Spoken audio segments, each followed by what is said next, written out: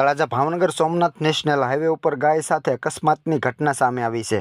પ્રવીણભાઈ આહિર પાસેથી મળતી માહિતી મુજબ રાત્રિના અસમયે કોઈ અજાણ્યા વાહન ચાલકે ગાયને ટક્કર મારી ફરાર થઈ ગયો હતો, જેને લઈને ગાયનું મોત થયું હતું। ઘટનાની જાણ થતાં જ મહિપાલસિંહ સીતારામ ધાબા તરફથી તાત્કાલિક ગૌ સેવામાં કાર્યરત સંગઠનોને જાણ કરવામાં આવી હતી। ઘટનાની જાણ થતાં તળાજાના એકતા લક્ષ્ય સંગઠન તેમજ ભગવા આર્મી સંગઠનના કાર્યકરો તાત્કાલિક ઘટના સ્થળે દોડી ગયા હતા અને ગંભીર રીતે ઇજાગ્રસ્ત ગાયને રોડની સાઈડમાં કરવામાં આવી હતી। સાથે તેનું સ્થળાંતર માટે જેસીબીની વ્યવસ્થા માટે જાણ કરવામાં આવી હતી। જો કે આ સમાચાર લખાઈ રહ્યા છે ત્યાં સુધી કોઈ જેસીબી મશીન પહોંચ્યું ન હતું। આ ઘટનાને લઈને ગૌરક્ષકોમાં રોષની લાગણી જોવા મળી રહી છે। ગૌસેવા માટે જાણીતા ભગવા આર્મી સંગઠન તેમજ એકતા લક્ષ્ય સંગઠન દ્વારા સતત સેવાકીય કામગીરી કરવામાં આવે છે। તળાજા વિસ્તારમાં ગૌસેવા માટે ગૌ એમ્બ્યુલન્સની સેવા પણ કાર્યરત છે, જેના મારફતે નિરાધાર અને ઇજાગ્રસ્ત ગૌવંશને તાત્કાલિક મદદ મળી રહે છે। જય શ્રી રામ, જય ગૌ માતા। એકતા લક્ષ સંગઠન ગૌરક્ષક ટીમ તળાજા। આજે રાત્રે 12 વાગે આ ગૌ માતાને એક્સિડન્ટ થયેલું હતું। હજી કોઈ જેસીબી આવ્યું નથી હાઈવેવાળાનું, બરાબર। ભગવા આર્મી સંગઠન અમારી સાથે રાત્રે હતા।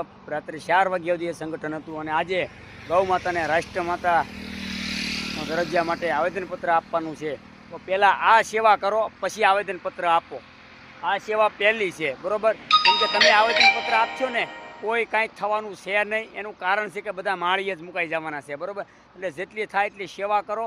તો આ પાછળ અમારી ગૌ એમ્બ્યુલન્સ છે।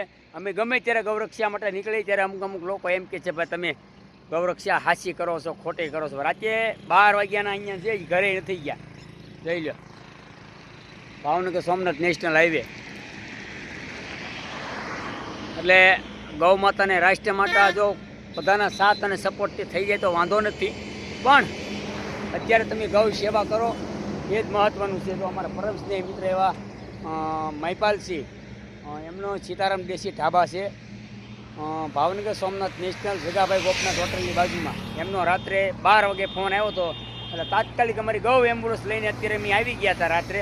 પણ આ ગૌ માતા એક્સપાયર થઈ ગયા હતા એટલે એનું જેસીબી બોલાવ્યું છે। હાઈવેવાળાનું જેસીબી હમણાં 9 વાગ્યા સુધીમાં આવી જશે એમ કહે છે। ત્યાં સુધી અહીંયા અમે રહેવાના છીએ। જો આ કૂતરા આવે ને, કૂતરા અહીંયા હેરાન કરે એટલા માટે અહીંયા રહેવું પડે। જય શ્રી રામ, જય ગૌ માતા।